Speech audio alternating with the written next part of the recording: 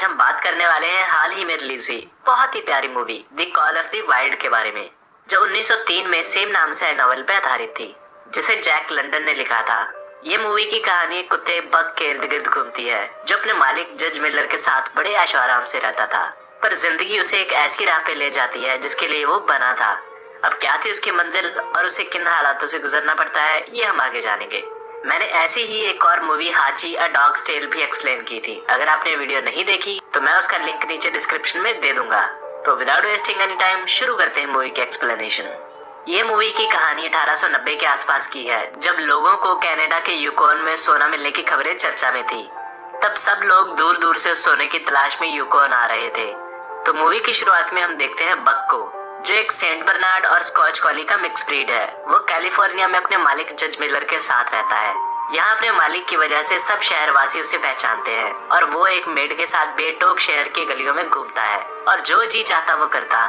उसे मार्केट में देखकर एक जन बोलता है कि सोने की खदान के लिए ऐसे कुत्तों की बहुत ज्यादा जरूरत है, इसके अच्छे पैसे मिलेंगे। ये बात वहाँ खड़ा जज मिलर का माली सुन लेता है।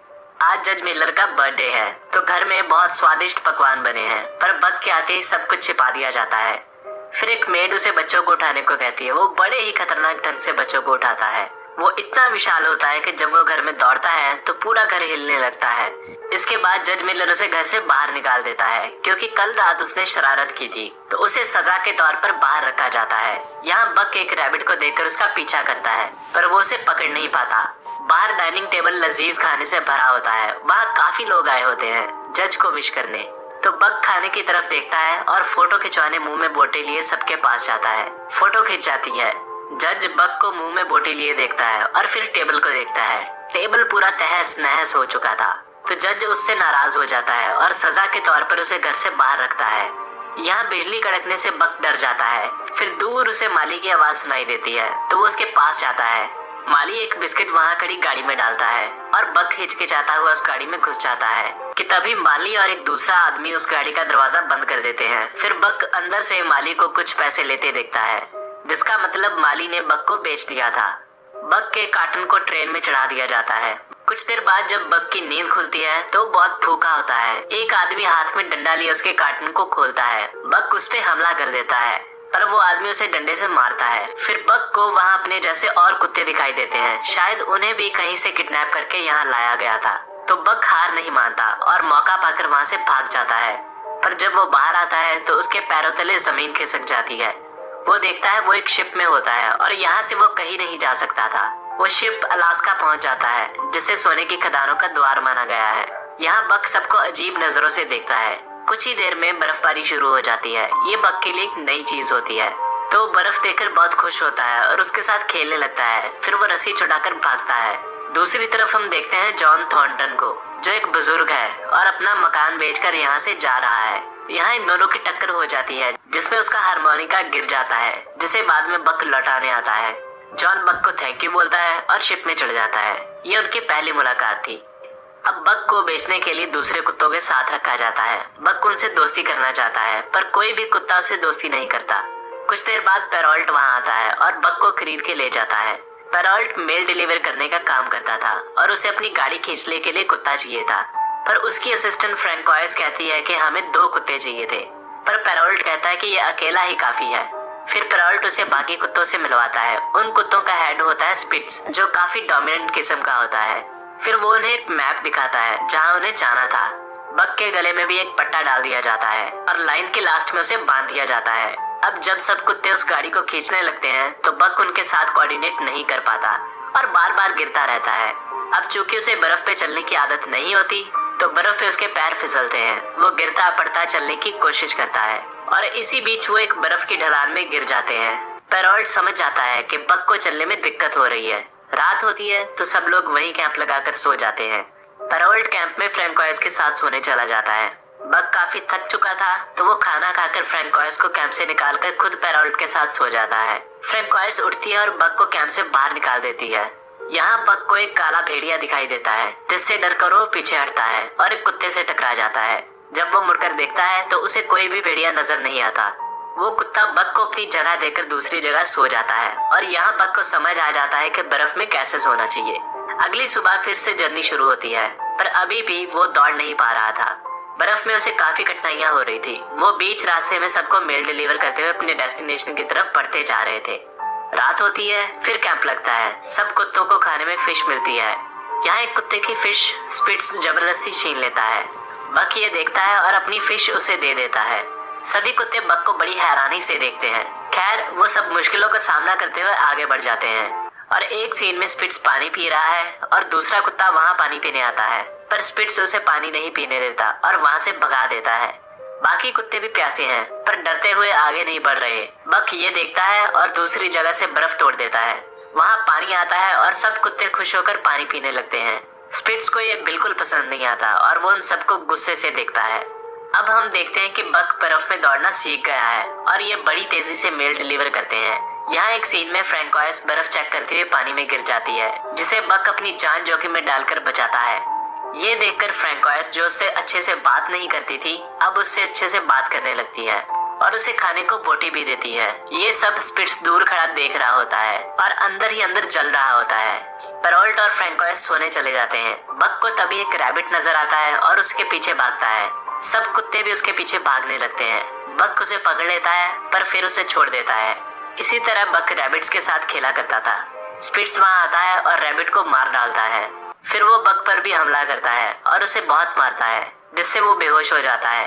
पर बाकी कुत्ते उसे मोटिवेट करते हैं, जिसे देख स्पिट्स उनको मारने आता है। पर तब तक बक होश में आ जाता है। यहाँ उसे फिर से काला भेड़िया नजर आता है। वो स्पिट्स को गर्दन से पकड़ता है और एक ही बार में पटक देता है। स्पिट्स अपनी हार स्वीकार करके वहाँ से चला जाता है। सुबह पेरोल्ट स्पिट्स को आवाज लगाता है, पर वो कहीं नहीं होता। बक गाड़ी खींचने सामने आता है, पर पेरोल्ट सुलेस्की को वहाँ बांधना चाहता है क्योंकि वो पुराना है। पर सुलेस्की सामने बंधना नहीं चाहता। वो इधर उधर भागता है। फिर पेरोल्ट उन सबकी मंशा समझ आता है और बक को बुलाता है। बक एक लीडर की तरह वहाँ आता है और गाड़ी को खींचने लगता है।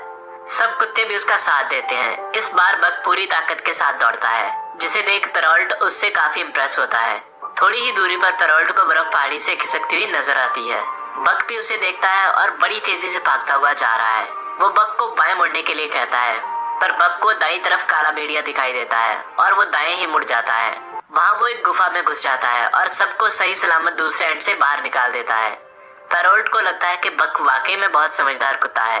वो बक की रफ्तार और समझदारी के साथ समय पर अपने डेस्टिनेशन पे पहुंच जाते हैं। सब लोग अपनी चिट्ठियां पाकर बहुत खुश होते हैं। बक सबको अपनी चिट्ठियां पढ़ते हुए देखता है। ये उसके लिए एक नया एक्सपीरियंस था। जॉन भी वही एक कैबिन में है और अपनी पत्नी को लेटर लिख रहा है। लेटर में वो अपने बेटे टिम को याद करता है, जिसका बर्थडे आने वाला है। टिम इस दुनिया में नहीं है और इसीलिए जॉन ने घर छोड़ दिया था। अब रात को फिर से बक को काला भेड़िया दिखाई देता है। यहाँ मैं आपको बता दूं, उसे वो शुभ शगुन के तौर पर दिखाई देता है, जो उसे सही राह दिखाता था। अगली सुबह जब बक पेरोल्ट के साथ जाने लगता है, तो उसे एक आवाज सुनाई देती है। जॉन चिट्ठी पहुंचाने में लेट हो गया था, तो बक उसके हाथ से चिट्ठी लेकर पेरोल्ट को दे देता है। ये उसकी दूसरी मुलाकात थी और दोनों एक दूसरे को पहचान गए थे। बक गाड़ी लेकर निकल जाता है। अब कुछ दिन बाद जब वो गाड़ी लेकर वापस आते हैं, तो पेरोल्ट को एक सरकारी चिट्ठी मिलती है, जिसमें लिखा होता है कि सब कुत्तों को बेचकर क्यूबेक वापस आ जाओ, क्योंकि टेलीग्राम शुरू होने के कारण अब लेटर्स बंद हो जाएंगे। बक और बाकी कुत्ते काफी दुखी हैं। पेरोल्ट और फ्रैंकोइस उन्हें छोड़कर चले जाते हैं। यहाँ हॉल नाम का आदमी, जो सोने की तलाश में था, वो उन्हें अपनी बग्गी चलाने के लिए खरीद लेता है। पर बग्गी में सामान ज्यादा होने के कारण बक और बाकी कुत्ते उसे खींच नहीं पाते, तो उसका साथी चार्ल्स उसे मारने आता है। पर तभी जॉन वहाँ आकर चार्ल्स को रोकता है और उन्हें हिदायत देता है कि इस समय वहाँ जाना ठीक नहीं, क्योंकि अभी बर्फ पिघल रही है, जिसके कारण सबकी जान खतरे में पड़ सकती है। पर हॉल उसकी बात नहीं सुनता और आगे बढ़ जाता है। अब लगातार चलने की वजह से और भूख प्यास की वजह से बक वहीं बेहोश होकर गिर जाता है। इधर जॉन का भी मन ऊब गया है। वो अपना सामान पैक करता है और चल देता है। उधर हॉल बक के बेहोश होने से परेशान है। वो गन निकालता है और उसे शूट करने ही वाला होता है कि वहाँ जॉन आ जाता है। वो फिर उन्हें समझाता है कि आगे मत जाओ, पर हॉल सोने के पीछे इतना पागल था कि वो उसकी एक नहीं सुनता। जॉन बक को अलग करता है और बाकी सबको जाने देता है। इसके बाद जॉन बक को लेकर वापस घर आ जाता है। बक 2 दिन तक बेहोश रहता है। होश आने पे वो बक को बताता है कि तुम्हारे सभी साथी मारे गए, तुम अब फ्री हो, जहाँ जाना चाहो जा सकते हो। इसके बाद जॉन बार में जाता है और अपने लिए बॉटल खरीदता है और बक घूमता हुआ वहाँ आ जाता है। वहाँ अचानक हॉल आता है और जॉन को मारने लगता है। ये करते देख बक हॉल पे हमला कर देता है। वो गन लेके बक को मारना चाहता है, पर वहाँ खड़ा एक आदमी बीच बचाव करता है और हॉल को बाहर फेंक दिया जाता है। अब जॉन घर आता है और शराब पीने लगता है। बक को ये अच्छा नहीं लगता। पहले तो वो उसे रोकने की कोशिश करता है और उस पर भौंकता है, पर बाद में उसका गिलास फेंक देता है। फिर बॉटल उठाकर बाहर आता है, गड्ढा खोदकर दबाकर उस पर बैठ जाता है। जॉन उसे उठाने की बहुत कोशिश करता है, पर वो इतना भारी होता है कि थककर वो वहीं बैठ जाता है। यहाँ दोनों के बीच बॉन्डिंग काफी गहरी होने लगती है। जॉन उसे यूकॉन का मैप दिखाता है और कहता है कि टिम ने एक बार इसके बाहर एक लाइन खींच दी थी और बोला था कि मैप के अनुसार तो सब लोग चलते हैं, हम ऐसे चलेंगे। तो चलो अब हम दोनों वहाँ जाएंगे। अगले दिन बोट लेकर दोनों रेडी हो जाते हैं जाने के लिए। रात को एक जगह कैंप लगाकर वो सो जाते हैं। बक जॉन की तरफ दोस्ती का हाथ बढ़ाता है और जॉन उसे अपने साथ कैंप में सुलाता है। अगली सुबह वो नदी से होते हुए चल देते हैं, पर बहाव बहुत तेज होता है। दोनों पानी के बहाव में बहते जाते हैं। बक को काफी मजा आता है, पर नीचे आने पर उनकी बोट में छेद हो जाते हैं। वो नाव छोड़ देते हैं और पैदल ही जंगल की तरफ बढ़ जाते हैं। वो जल्द ही अपने डेस्टिनेशन पे पहुंच जाते हैं। बक अपने लिए एक घर खोज लेता है। जॉन घर को देखकर बहुत खुश हो जाता है। वो घर की साफ सफाई करता है और बेकार सामान को बाहर फेंकता है। दोनों दिन भर के थके होते हैं और वो सोने चले जाते हैं। तभी उन्हें बहुत सारे भेड़ियों की आवाज सुनाई देती है। बक डर जाता है, पर जॉन कहता है कि डरो नहीं, ये तुम्हारे पूर्वज हैं। हाल जॉन को ढूंढते हुए उसके पुराने घर पहुंचता है, जहां उसको यूकॉन का मैप मिलता है, जिसे देखकर वो समझ जाता है कि वो कहाँ गए हैं। अगले दिन जॉन को नदी में नहाते हुए सोने का टुकड़ा मिलता है, जिसे देखकर वो खुश होता है। फिर दोनों मिलकर नदी से कुछ सोने के टुकड़े निकालते हैं। वहाँ बक को सफेद भेड़िया दिखाई देता है। जॉन भेड़िए को देखकर बक को उसका पीछा करने को कहता है। बक उसके पीछे जाता है और रास्ते में उसे एक भालू मिलता है, जिससे वो डरता है। नदी के पार उसे सफेद भेड़िया दिखाई देता है। यहाँ दोनों का आमना सामना होता है। बक उसकी तरफ दोस्ती का हाथ बढ़ाता है, पर वो भाग जाता है। अब एक दिन सफेद भेड़िया और उसके साथी शिकार कर रहे थे। बक एक साइड में बैठा उन्हें देख रहा था कि तभी एक भेड़िया शिकार करते हुए नदी में गिर जाता है। पानी का बहाव उसे अपने साथ खींच ले जाता है और वो एक पेड़ में जाकर अटक जाता है। ये देख बक वहाँ आता है और अपनी बुद्धि और बल से उस भेड़िए को बचाता है। इसके बाद वो उन सब भेड़ियों का दोस्त बन जाता है। अब बक ज्यादातर समय अपने दोस्तों के साथ गुजारता है। उसके जाने से जॉन को अब अकेलापन लगने लगता है, पर रात होते ही जॉन के पास वो वापस आ जाता है। वो अपने नए दोस्तों के साथ काफी खुश है। वो उनके साथ शिकार पे जाता और रोज नया शिकार जॉन को ला कर देता। ऐसे ही एक रात काफी देर वेट करने के बाद जॉन अकेला सोने चला जाता है।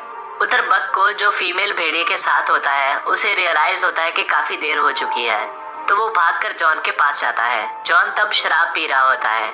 बक को अच्छा नहीं लगता। वो उसकी गोद में जाकर लेट जाता है। सुबह बक जॉन की कैप लेकर उसे चिढ़ाता है। तभी नदी के पार सफेद भेड़िया उसे लेने आता है। जॉन उसे जाने को बोलता है और बक चला जाता है। जॉन छुप कर देखता है कि बक और बाकी भेड़िए बहुत अच्छे दोस्त बन गए थे और भेड़िए उसे भी परिवार का हिस्सा मानने लगे थे। वो उसके लिए काफी खुश होता है और उसे लगता है कि बक को अपना परिवार मिल गया है। अब जॉन और भी अकेलापन महसूस करने लगता है, क्योंकि अब उसे भी अपने परिवार की याद आने लगी थी। वो वापस जाने का मन बनाता है और इकट्ठे किए सोने के बड़े टुकड़े पानी में फेंक देता है और बाकी के कुछ टुकड़े अपने पास रख लेता है और उसे कहता है कि तुम्हें तुम्हारा परिवार मिल गया है, तुम यहीं रहो, मैं कल अपने परिवार के पास चला जाऊंगा। ये सुनकर बक काफी उदास हो जाता है और सफेद भेड़िए के पास आता है। ऐसा लगता है जैसे वो भेड़िया भी उसकी उदासी का कारण समझ गई हो। इधर जॉन को अपने झोंपड़े में कुछ आवाज सुनाई देती है। वो बाहर देखने जाता है कि तभी कोई उस पर गोली चला देता है। जॉन के हाथ से लालटेन नीचे गिर जाती है और वहाँ आग लग जाती है। ये हॉल होता है जो उससे बदला लेने आया था। दोनों के बीच झड़प होने लगती है। इसी बीच जॉन को गोली लग जाती है और हॉल के पूछने पे वो उसे सोना भी दे देता है। हॉल सोना देखकर पागल हो जाता है और जॉन को मारने ही वाला होता है कि वहाँ बक आ जाता है और जोर से हॉल को धक्का देता हुआ उसे आग में धकेल देता है। जॉन जख्मी होता है। बक उसे उसकी डायरी ला कर देता है और उसे अपने ऊपर टिकाता है। मरता हुआ जॉन उसे दिलासा देता है और कहता है, it's okay boy, you are home, और फिर मर जाता है। बक उदास हो जाता है। सफेद भेड़िया वहाँ आती है और उसे सांत्वना देती है और दोनों वहाँ से चले जाते हैं। जाते वक्त एक लास्ट टाइम बक जॉन की तरफ देखता है। अब कुछ टाइम बाद हम देखते हैं कि दोनों एक कपल होते हैं और उनके छोटे छोटे 2 बच्चे होते हैं। बक अब उनका लीडर है और अब वो भालू से भी नहीं डरता। सारे जंगल में अब उसका राज है। ऐसा लगता है जैसे वो शहर के लिए नहीं बना और जंगल ही उसका असली घर हो। और मूवी यहीं खत्म हो जाती है। तो ये कहानी थी एक नटखट कुत्ते बक की, जिसे जिंदगी में जो मिलता गया वो उसमें ही खुश रहा और हमें ये सिखा गया कि परिस्थितियां कैसी भी हों, हमें कभी भी हार नहीं माननी चाहिए और डट कर हर मुसीबत का सामना करना चाहिए और अंत में हमें वो मिलकर ही रहता है जो हम डिजर्व करते हैं। और बक को भी अपना परिवार मिल गया था जिसमें वो अब खुश था। अब इसमें मुझे एक नई बात पता चली कि जैसे इंसानों के पूर्वज बंदर थे, उसी तरह कुत्तों के पूर्वज भेड़िए थे। मुझे इसके बारे में पहले पता नहीं था एंड आई होप आप में से भी बहुत से लोगों को नहीं पता होगा। मुझे कमेंट बॉक्स में जरूर बताना कि किस किस को इसके बारे में पता था। बाकी अगर बात करें एक्टिंग या सिनेमेटोग्राफी की तो हर एक चीज लाजवाब थी और इस मूवी में बहुत से ऐसे सीन थे जिसे देखने के बाद आप अपने बेस्ट बडी से फिर से प्यार करने लगेंगे। ये है ही इतनी प्यारी मूवी। बाकी यहाँ तक मूवी देखने के बाद एक लाइक तो बनता है। तो इसी के साथ आज की वीडियो रैप करते हैं। अगर ये वीडियो अच्छी लगी तो इसे लाइक करें, शेयर करें और सब्सक्राइब करें और मैं मिलूंगा आपसे ऐसी किसी और मजेदार वीडियो में। तब तक के लिए बाय बाय।